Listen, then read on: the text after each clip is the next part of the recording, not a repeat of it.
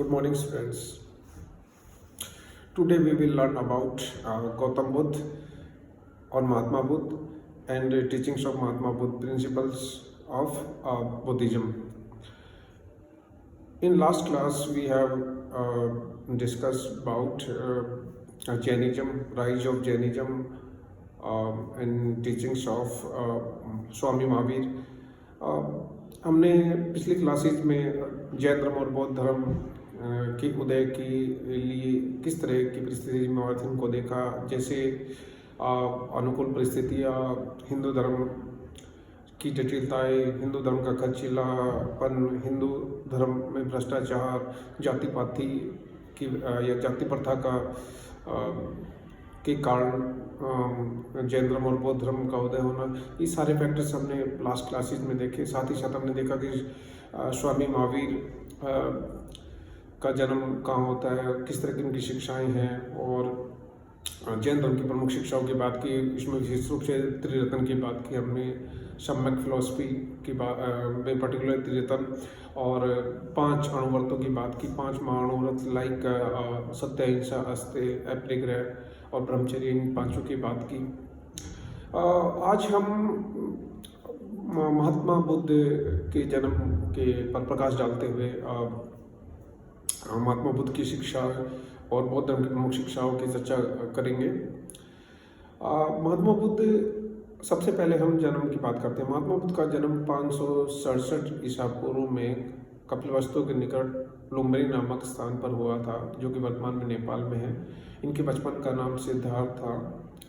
इनके पिता का नाम शुद्धोधन था, जो कि साक्य गणराज्य के प्रमुख थे. इनकी माता का नाम महामाया था.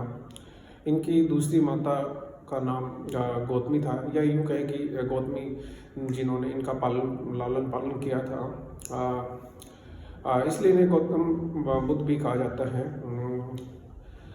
जब इनका जन्म हुआ तो अगस्त्य ऋषि ने भविष्यवाणी की थी कि यह बालक या तो एक महान सम्राट बनेगा या एक महान धार्मिक पुरुष बनेगा. विवाह, सिद्धार्थ को सुंदर सुंदर महलों में रखा गया था. उनके मनोरंजन के लिए उनके पिताजी ने विशेष प्रबंध किए थे, लेकिन वो एकांत में रहना चाहते थे. उनके पिताजी चाहते थे कि सिद्धार्थ एक महान सम्राट बने, इसलिए इनके पिता ने इनका एकांत समाप्त करने के लिए यशोधरा नामक राजकुमारी से इनका विवाह कर दिया. विवाह के कुछ समय पश्चात उन्हें एक बेटा हुआ जिसका नाम राहुल था. 4 महान दर्शन. सिद्धार्थ को सुंदर सुंदर महलों में रखा गया था, किंतु उनका मन बाहरी दुनिया को देखने के लिए व्याकुल था. वे एकांत में ही रहना पसंद करते थे. वो बाहरी दुनिया को देखने के लिए एक दिन उन्होंने अपने सारथी को बाहर चलने के लिए कहा. बाहर निकलते ही उन्होंने एक वृद्ध व्यक्ति, एक बीमार व्यक्ति, एक मृत व्यक्ति और एक सन्यासी को देखा. इन चारों का उनके मन पर गहरा प्रभाव पड़ा, और उन्होंने जाना कि संसार दुखों का घर है, और दुखों का मूल कारण मनुष्य की इच्छाएं और लालसाएं हैं. मनुष्य की इच्छा और लालसाओं का दमन होना चाहिए, और इच्छा और लालसाओं का दमन अष्टमार्ग पर चल के किया जा सकता है. तो इस प्रकार महात्मा बुद्ध या अभी सिद्धार्थ की लाइफ में इन चारों दर्शकों का बड़ा गहरा प्रभाव पड़ा, और उन्होंने एक रात अपनी पत्नी व पुत्र को छोड़कर घर त्याग दिया. उस समय उनकी आयु 29 वर्ष थी. ज्ञान की प्राप्ति. घर त्यागने के पश्चात सिद्धार्थ सर्वप्रथम मगध की राजधानी राजगृह पहुंचे. वहाँ उन्होंने 2 गुरुओं से शिक्षा प्राप्त की, परंतु उनके मन को शांति नहीं मिली. इसके पश्चात वो अपने 5 साथियों के साथ और उनको साथ लेकर वनों में चले गए. उन्होंने 6 वर्षों तक कठोर तपस्या की, परंतु फिर भी उनके मन को शांति नहीं मिली. इसके पश्चात उसके 5 साथी सिद्धार्थ के 5 साथी उसे छोड़कर चले गए.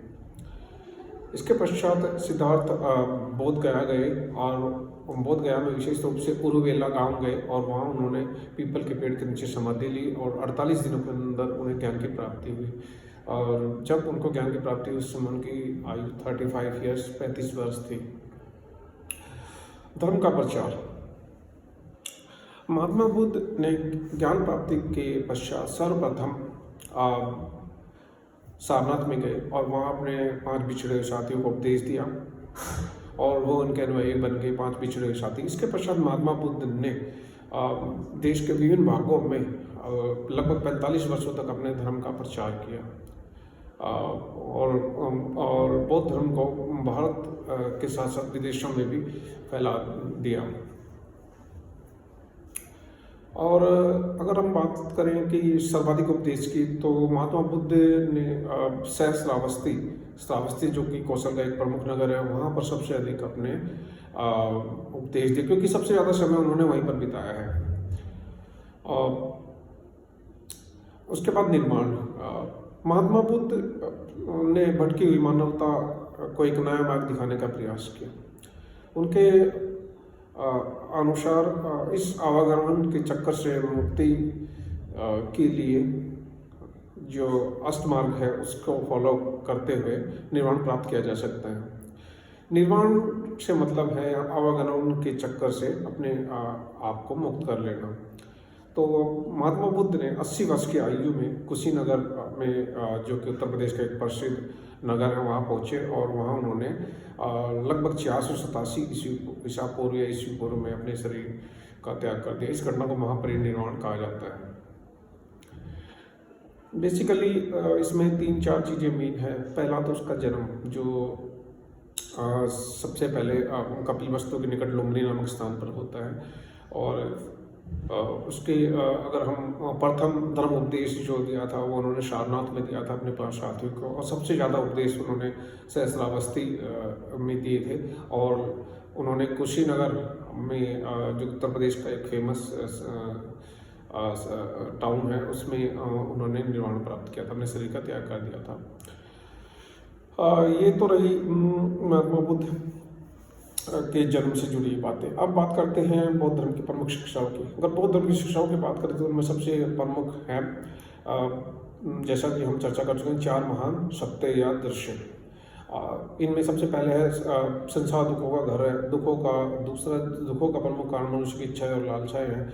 तीसरा, मनुष्य की इच्छा और लालसाओं का दमन किया जाना चाहिए, होना चाहिए। और चौथा, इच्छा और लालसाओं का दमन अष्टमार्ग पर चल के किया जा सकता है। दूसरा प्रमुख सिद्धांत अष्टमार्ग है।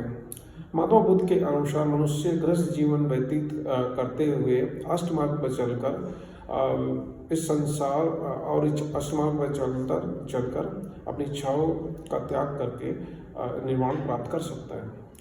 और ये अष्टमार्ग में सबसे पहले नंबर पे आता है सम्यक कर्म, अर्थात सत्य कर्म, सम्यक वचन, सत्य वचन, सम्यक विश्वास, सम्यक विचार।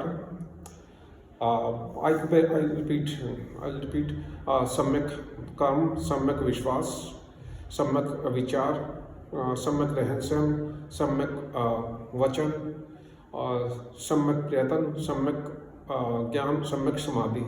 These are 8 paths.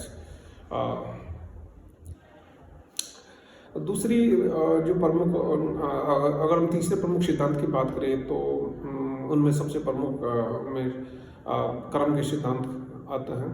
Mahatma Buddha के अनुसार प्रत्येक मनुष्य अपने भाग्य का स्वयं निर्माता होता है। उनके अनुसार मनुष्य जैसे कर्म करता है उसको वैसे ही फल प्राप्त होता है। इसलिए मनुष्य को सदैव सत्य कर्म करने चाहिए और सत्य के मार्ग पर चलना चाहिए। नैतिकता पर बल देना, महात्मा बुद्ध नैतिकता पर शुरू से ही बल देते आए हैं। उनके अनुसार मनुष्य को निम्नलिखित नैतिक नियमों का पालन करना चाहिए, जैसे मनुष्य को सत्य बोलना चाहिए, मनुष्य को चोरी नहीं करनी चाहिए, उसे नृत्य गान में रुचि नहीं रखनी चाहिए, ऐश्वर्यपूर्ण जीवन व्यतीत नहीं करना चाहिए, और किसी को कष्ट नहीं देने चाहिए। और इस तरह के जो बेसिक नैतिक सिद्धांतों की महात्मा बुद्ध बात करते हैं कि इन नैतिक सिद्धांतों का मनुष्य को पालन करना चाहिए। समानता के सिद्धांत में विश्वास, महात्मा बुद्ध समानता के सिद्धांत में विश्वास करते हैं। उनके अनुसार मनुष्य जो है वो जन्म से समान होता है। ब्राह्मण, क्षत्रिय, वैश्य, शूद्र, इन 4 वर्णों, जैसा कि वैदिक काल में इन 4 वर्णों के बारे में बताया गया है, उत्तर वैदिक काल में ये वर्ण कास्ट का रूप ले लेते हैं। महात्मा बुद्ध इनमें बिलीव नहीं करते। उनका मानना है कि मनुष्य अपने कर्मों से छोटा अथवा बड़ा बनता है। इसलिए उन्होंने सभी को समान रूप से देखा है। महात्मा बुद्ध ने समानता के सिद्धांत पर की बात की है। उनके अनुसार ऊंच नीच गरीब अमीर में कोई भेद नहीं है, सब बराबर हैं, कोई इस आधार पर भेदभाव नहीं किया जाना चाहिए। अगर हम बात करें कठोर तप में विश्वास नहीं करना या अविश्वास, महात्मा बुद्ध कठोर तप में विश्वास नहीं करते हैं। जैसा कि मैं आपको कंपैरेटिवली बताता हूँ कि जैन धर्म में कठोर तप मेन सिद्धांत है। जैन धर्म के अनुसार उसके अनुयायियों को कठोर तप करना चाहिए, निर्वाण प्राप्ति के लिए कठोर तप करना चाहिए। लेकिन महात्मा बुद्ध कठोर तप में विश्वास नहीं करते हैं। उनका मानना है कि कठोर तप करने से कोई फायदा नहीं है। उन्होंने खुद 6 वर्षों तक कठोर तपस्या की, परंतु उन्हें कोई लाभ नहीं हुआ। तो उनका कहना है कि हमें अष्टमार्ग पर चलते हुए मध्यम मार्ग अपनाते हुए निर्वाण प्राप्ति के लिए प्रयास करने चाहिए, न कि कठोर तप के माध्यम से अपने शरीर को ज़्यादा कष्ट देने चाहिए। तो इस तरह से कठोर तप में विश्वास नहीं करते हैं। अहिंसा की बात करते हैं। जैन धर्म में भी अहिंसा प्रमुख है।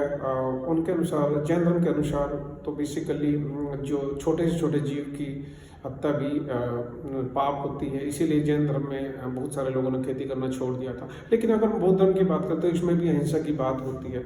और बौद्ध धर्म का एक प्रमुख सिद्धांत अहिंसा भी है। बौद्ध धर्म के अनुसार किसी मनुष्य को किसी भी जीव की हत्या नहीं करनी चाहिए और उसे अहिंसा का पालन करना चाहिए। अहिंसा ही परम होनी चाहिए। इस तरह की बात करती है। वेदों और बलियों में अविश्वास, महात्मा बुद्ध वेदों की प्रमाणिकता में विश्वास नहीं करते थे और बलियों में भी जो अंधविश्वास का एक तत्व है में विश्वास नहीं करते थे। और उनके अनुसार ये एक ढोंग मात्र है। अगर मैं इस पॉइंट को थोड़ा एक्सप्लेन करूँ तो सबसे मेन है यज्ञ और बलि। यानी कि जो हिंदू धर्म में यज्ञ वगैरह जो होते आए हैं उनमें महात्मा बुद्ध विश्वास नहीं करते थे, एक ढोंग मात्र मानते थे और अंधविश्वास मानते थे इनको। और जो पशुओं की और अन्य चीज़ों की बलियाँ दी जाती हैं उनको भी अंधविश्वास मानते थे। वेदों और संस्कृत भाषा में अविश्वास, ये जैन धर्म में भी वेदों और संस्कृत भाषा में अविश्वास दिखाया गया है। इसी तरह से बौद्ध धर्म में भी महात्मा बुद्ध ने जैसा बताया है कि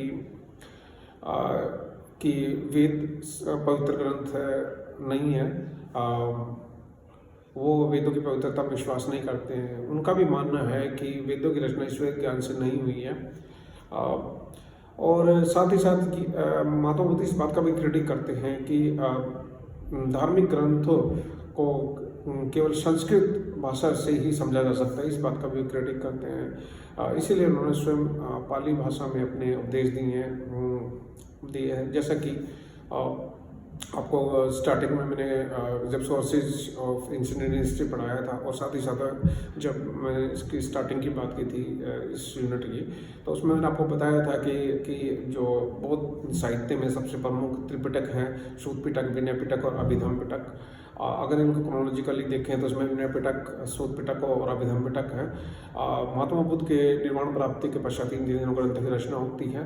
पिटक का शाब्दिक अर्थ टोकरी होता है, अर्थात प्राचीन काल में मैन्युस्क्रिप्ट्स को टोकरी में सुरक्षित रखा जाता था, इसलिए इनका नाम पिटक पड़ गया।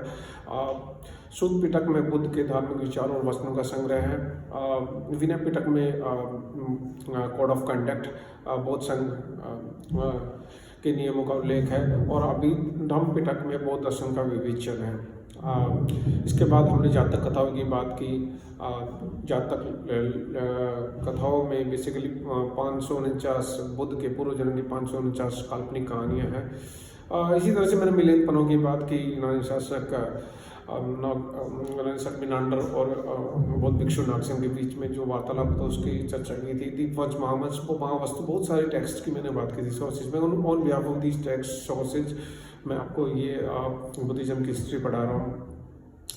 तो इस तरह से वेदों और संस्कृत भाषा में भी विश्वास प्रकट करते हैं महात्मा बुद्ध।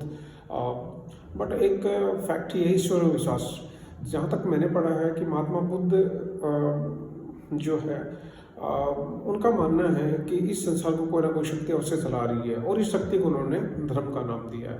तो इस आधार पर हम कह सकते हैं कि वो ईश्वर में विश्वास रखते थे। हालांकि जैन धर्म जब हमने पढ़ा तो उसमें ईश्वर की सत्ता को नकारा है। हालांकि बाद में जब जैन धर्म श्वेतांबर दिगंबर में बनता है तो 24 तीर्थंकरों की पूजा की परंपरा की बात हमें दिखाई देती है।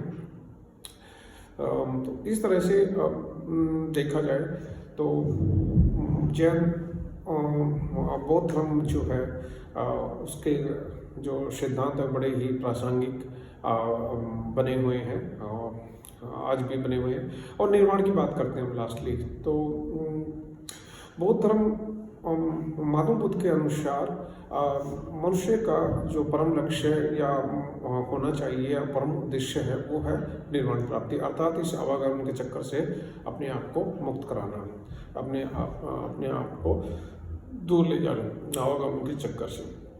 तो महात्मा बुद्ध के अनुसार मनुष्य गृहस्थ जीवन व्यतीत करते हुए अष्टमार्ग पर चलकर अपनी इच्छाओं का त्याग करके निर्वाण प्राप्त कर सकता है। इन ब्रीफ मैंने आपको समझाने की कोशिश की है। अगर मैं बात करूँ इसके विस्तार की बात करूँ, बौद्ध धर्म का तेजी से विस्तार क्यों हुआ, तो इसके पीछे कई कारण रिस्पॉन्सिबल थे। पहला, अनुकूल समय। 6वीं शताब्दी ईस्वी पूर्व का समय बौद्ध धर्म के विस्तार के अनुकूल था, क्योंकि 6वीं शताब्दी ईस्वी पूर्व में हिंदू धर्म में काफ़ी जटिलताएं आ गई थी। हिंदू धर्म में अंधविश्वास और कर्मकांडों का बोलबाला हो गया था और हिंदू धर्म काफ़ी खर्चीला धर्म हो गया था। यज्ञ और बलियों के नाम पर विशेष रूप से यज्ञ कई वर्षों तक चलते थे, जिसमें काफ़ी खर्च आता था और हिंदू धर्म में काफ़ी भ्रष्टाचार हो गए थे, ब्राह्मणों का नैतिक पतन हो गया था। इस तरह के एविडेंस हमें मिले हैं। तो इस वजह से लोग एक साफ सुथरे धर्म की कामना करने लगे और इसी वजह से जो बौद्ध धर्म है वो तेजी से फैला, क्योंकि उस समय की परिस्थितियाँ बौद्ध धर्म के अनुकूल दिखाई देने लगी थी। दूसरा प्रमुख पॉइंट था सरल शिक्षाएं। महात्मा बुद्ध द्वारा प्रतिपादित शिक्षाएं बड़ी ही सरल थी। महात्मा बुद्ध के अनुसार मनुष्य गृहस्थ जीवन व्यतीत करते हुए अपनी इच्छाओं का त्याग करके निर्वाण प्राप्त कर सकता है। और ये शिक्षाएं और बाकी जैसे मैंने आपको शिक्षाएं बताया अष्टमार्ग के अलावा जो शिक्षाएं बताई बेसिकली जैसे अहिंसा की बात की, कर्म के सिद्धांत की बात की, समानता के सिद्धांत की बात की, जाति व्यवस्था का विरोध की बात की, तो इन शिक्षाओं की वजह से बहुत सारे लोग बौद्ध धर्म से जुड़ गए और धीरे धीरे बौद्ध धर्म का तीव्र गति से प्रसार होने लगा। सरल भाषा। जैसा कि हमने देखा कि महात्मा बुद्ध की शिक्षाएं केवल ही अच्छी नहीं थी, सरल नहीं थी, उनकी भाषा भी बड़ी सरल थी। महात्मा बुद्ध ने अपनी शिक्षाओं के लिए पाली भाषा का प्रयोग किया, पाली लैंग्वेज बेसिकली उसने यूज की, जबकि हिंदू धर्म की मुख्य भाषा संस्कृत थी और जो कि उस समय उच्च वर्ग के पात्र ही बोला करते थे और आसानी से जो सामान्य लोग थे उनकी समझ में नहीं आती थी संस्कृत भाषा। तो पाली भाषा ईजी होने की वजह से, आम बोलचाल की भाषा होने की वजह से महात्मा बुद्ध द्वारा दी हुई शिक्षाएं लोगों के लिए समझना आसान थी। इस वजह से बौद्ध धर्म तेजी से फैला, तीव्र गति से प्रसार हुआ। महात्मा बुद्ध का व्यक्तित्व। महात्मा बुद्ध का व्यक्तित्व भी बौद्ध धर्म के प्रसार का एक प्रमुख कारण रहा है। महात्मा बुद्ध ने जो भी शिक्षाएं दी वो सारी शिक्षाओं को उन्होंने जो भी बातें कही, इनफैक्ट उन सभी बातों का पहले उन्होंने स्वयं उदाहरण प्रस्तुत किया। उन्होंने पहले स्वयं अपनी सुंदर पत्नी, बच्चे और महल को त्याग करके त्याग का उदाहरण प्रस्तुत किया। महात्मा बुद्ध के व्यक्तित्व से बहुत सारे लोग प्रभावित हुए और उन्होंने बौद्ध धर्म को ग्रहण कर लिया। समानता के सिद्धांत विषय महात्मा बुद्ध द्वारा दिए गए समानता के सिद्धांत की वजह से भी बहुत सारे लोगों ने बौद्ध धर्म को अपना लिया, क्योंकि बौद्ध धर्म में जाति प्रथा का कोई स्थान नहीं था। किसी भी जाति का व्यक्ति इस धर्म को अपना सकता था और इस धर्म के सिद्धांतों को पालन करते हुए संसार रूपी भवसागर से निर्वाण प्राप्त कर सकता था। राजकीय संरक्षण एक प्रमुख कारण बौद्ध धर्म के प्रचार का राजकीय संरक्षण भी रहा। 6वीं शताब्दी ईस्वी पूर्व की परिस्थितियों के तहत अगर हम देखें तो अजातशत्रु ने विशेष रूप से बौद्ध धर्म को संरक्षण प्रदान किया। अजातशत्रु ने तो यहाँ तक कहा है कि भगवापी क्षत्रिय अहमपी क्षत्रिय, यानी भगवान क्षत्रिय हैं और मैं भी क्षत्रिय हूँ। इसी तरह उस समय के मगध, कौशल और लिच्छवी राजवंशों द्वारा दिए गए संरक्षण की वजह से बौद्ध धर्म महात्मा बुद्ध के जीवन काल में विशेष रूप से फैला और महात्मा बुद्ध की मृत्यु के पश्चात सम्राट अशोक ने बौद्ध धर्म को संरक्षण प्रदान किया और उसके पश्चात कनिष्क ने बौद्ध धर्म को संरक्षण प्रदान किया और इनके संरक्षण की वजह से बौद्ध धर्म तेजी से फैला था। हालांकि सम्राट अशोक की मृत्यु के पश्चात उसके पुत्रों के द्वारा बौद्ध धर्म का तेजी से प्रसार नहीं किया गया था। उसके पश्चात डिक्लाइनिंग फेज में जरूर चला गया था, लेकिन इस वजह से इनके संरक्षण की वजह से बौद्ध धर्म का तेजी से प्रसार हुआ। किसी विरोधी धर्म का अभाव होना, अगर हम देखें 6वीं शताब्दी ईस्वी पूर्व में एक जैन धर्म जरूर था, इसका पैरेलल धर्म था,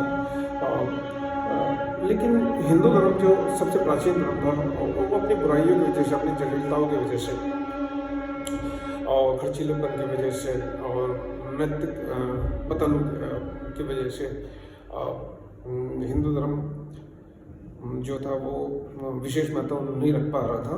और इस तरह से देखा जाए तो हिंदू धर्म की बुराइयाँ थी और जैन धर्म पूरी तरह से प्रभावशाली नहीं रहा, तो इस वजह से बौद्ध धर्म के सामने कोई विरोधी धर्म नहीं था। और इस आधार पर हम कह सकते हैं कि उस समय कोई विरोधी धर्म नहीं था, जिसकी वजह से बौद्ध धर्म का तेजी से प्रसार हुआ।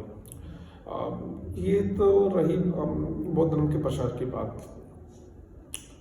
अगर हम बौद्ध धर्म के डिक्लाइनिंग फेज को देखें तो इसमें ज़्यादा मैं जोर न देते हुए 2-4 बातें जरूर बताना चाहूँगा आपको। इसके पतन के पीछे सबसे प्रमुख जो कारण था उसमें एक कारण जो था बौद्ध धर्म में जटिलता आना। प्रारंभ में बौद्ध धर्म बड़े शादा पवित्र धर्म था, लेकिन धीरे धीरे इसमें कर्मकांडों विशेष रूप से अंधविश्वासों का बोलबाला हो गया, जिसके कारण लोग बौद्ध धर्म से दूर होने लगे। दूसरा, बौद्ध संघों में भ्रष्टाचार। प्रारंभ में बौद्ध संघों ने बौद्ध धर्म के प्रचार में महत्वपूर्ण भूमिका निभाई और इन संघों के लिए कार्य करने वाले बुद्ध भिक्षुओं ने बौद्ध धर्म के प्रसार पर विशेष ध्यान दिया। राजकीय संरक्षण के कारण ये बौद्ध भिक्षु मालामाल हो गए थे और जिसके कारण बहुत सारे बौद्ध भिक्षुओं ने बौद्ध धर्म का प्रचार करने के बजाय अपने ऐसे पूर्ण जीवन जीने को चुन लिया। और अर्थात उनका जो नजरिया था बौद्ध भिक्षुओं का, वो बौद्ध धर्म के प्रचार की तरफ से हट गया था और उन्होंने अपने भोग विलास और ऐसे पूर्ण विलासिता के जीवन की तरफ ध्यान देना शुरू कर दिया था। इस वजह से नैतिक पतन होना शुरू हो गया और धीरे धीरे लोग इस धर्म से दूर होने लगे। इसी तरह से अगर एक अगला पॉइंट अगर हम देखें तो बौद्ध धर्म में फूट पड़ गई थी। आप देखिए थे महात्मा बुद्ध की मृत्यु के पश्चात बौद्ध धर्म जो है हम देखते हैं कि इसमें 2 भागों में बढ़ जाता है, हीनयान और महायान, 2 शाखाओं या भागों में बढ़ जाता है। और हीनयान बेसिकली जो महात्मा बुद्ध द्वारा बताए गए मार्ग का अनुसरण करते थे, जबकि महायान समुदाय से जुड़े जो विद्वान थे वो बेसिकली महात्मा बुद्ध द्वारा बताए गए मार्ग के लिए एविडेंस मांगते थे कि उनके का वो जो उन्होंने बताया क्या उस चीज़ का हमारे पास प्रमाण है। इस तरह से इनके बीच में विचारधारात्मक चीज़ें हमें दिखाई देती हैं और धीरे धीरे ये बाद में ये हीनयान और महायान संप्रदाय भी कई भागों में विभाजित हो गए थे और इनकी आपसी फूट की वजह से धीरे धीरे बौद्ध धर्म से लोग दूर होने लगे। हिंदू धर्म की पुनर्स्थापना, ब्राह्मणों और बहुत सारे प्रबुद्ध विद्वानों के द्वारा ब्राह्मण हिंदू धर्म में प्रचलित बुराइयों को दूर करने के प्रयास किए गए और बहुत सारी बुराइयाँ दूर हुई और इस तरह से हिंदू धर्म का पुनरुत्थान होता है। तो और बौद्ध धर्म की बुराइयों की वजह से बहुत सारे लोग हिंदू धर्म में फिर से आना स्टार्ट कर जाते हैं और धीरे धीरे हिंदू धर्म की तरफ अग्रसर होते हैं और इस तरह हिंदू धर्म फिर से पुनर्जीवित होने लगता है। राज के संरक्षण की समाप्ति, अगर हम देखें कि बौद्ध धर्म के पतन का एक का प्रमुख कारण राज के संरक्षण की समाप्ति भी है, क्योंकि 6वीं शताब्दी ईस्वी पूर्व में हम देखते हैं अजातशत्रु ने विशेष मगध, कौशल, लिच्छवी के शासकों के द्वारा लिच्छवी के शासकों के द्वारा संरक्षण प्रदान किए गए थे। महात्मा बुद्ध की मृत्यु के पश्चात सम्राट अशोक के द्वारा संरक्षण प्रदान किया गया, बौद्ध धर्म को कनिष्क के द्वारा संरक्षण प्रदान किया गया, लेकिन इनकी मृत्यु के पश्चात बौद्ध धर्म को कोई राजकीय संरक्षण प्रदान नहीं किया गया। अगर हम देखें गुप्त काल में वैष्णव धर्म को अपनी प्रकाष्ठा पर पहुंचा था, क्योंकि वैष्णव धर्म पर ज़्यादा जोर दिया गया था, तो बौद्ध धर्म धीरे धीरे अपने आप इसके अनुयायी कम होते गए। इस तरह से बौद्ध धर्म पतन की ओर अग्रसर होने लगा। और लास्टली हम देखें तो मुसलमानों के आक्रमण 11वीं-12वीं सदी में मुसलमानों ने भारत पर आक्रमण करने शुरू कर दिए थे और बौद्ध लोग अपनी अहिंसक नीति के कारण मुसलमानों का सामना नहीं कर सके और मुसलमानों ने बहुत सारे बौद्ध लोगों का मौत की घाट उतार दिया और बहुत सारे बौद्ध मठों को और बौद्ध विश्वविद्यालयों को उन्होंने नष्ट कर दिया। जैसे 1202 ईस्वी में कुतुबुद्दीन बख्तियार काकी ने नालंदा विश्वविद्यालय पर अटैक करके उसको तोड़ दिया था। इस तरह से हम देखते हैं कि बौद्ध धर्म जो है वो बाद में धीरे धीरे पतन की ओर अग्रसर होते हुए पतन की चीज़ें हमें दिखाई देती हैं।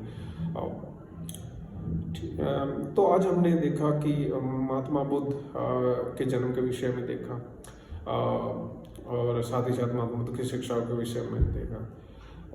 आप अल्टीमेटली जो मेन अब एक चीज़ और बताना चाहूँ, डिफरेंस ऑफ जैनिज्म बुद्धिज्म। अगर हम डिफरेंसेस की बात करें तो 3 मेजर डिफरेंसेस हैं। फर्स्ट जो डिफरेंस है वो कठोरता को लेकर है। जैन धर्म कठोरता में बिलीव करते हैं, जबकि बौद्ध धर्म कठोर तप में विश्वास नहीं करता है। जैन धर्म के अनुसार मनुष्य को निर्वाण प्राप्ति के लिए कठोर से कठोर तप करना चाहिए, जबकि बौद्ध धर्म अर्थात गौतम बुद्ध के अनुसार मनुष्य को कठोर तप में विश्वास नहीं करना चाहिए, बल्कि उसे मध्यम मार्ग अपनाते हुए अष्टमार्ग पर चलकर इच्छाओं का त्याग करके निर्वाण प्राप्त करना चाहिए। अर्थात जैन धर्म बिल्कुल कठोरता की बात करता है, रिजिडनेस की बात करता है, जबकि बौद्ध धर्म मिडिल पैथ की बात करता है। ये डिफरेंस एक बड़ा डिफरेंस है जो हमें इन दोनों धर्मों के बीच में दिखाई दिया। दूसरा डिफरेंस अगर हम देखना चाहें तो ईश्वर के विश्वास के बिहार पे है। महात्मा बुद्ध विश्वास करते थे इनफैक्ट, बट ये विश्वास नहीं करते थे जैन धर्म में। ठीक है, तो कल आप सभी इसको जो मैंने टॉपिक आज आपको लाइटली टॉपिक पढ़ा है, इस पर रिविजन करना। मैंने ज़्यादा इस पर कुछ नहीं बताया, तो मैंने बेसिक इन्फॉर्मेशन दी है, बट प्रॉब्ली नेक्स्ट क्लास में I will discuss more information about these topics. Thank you so much.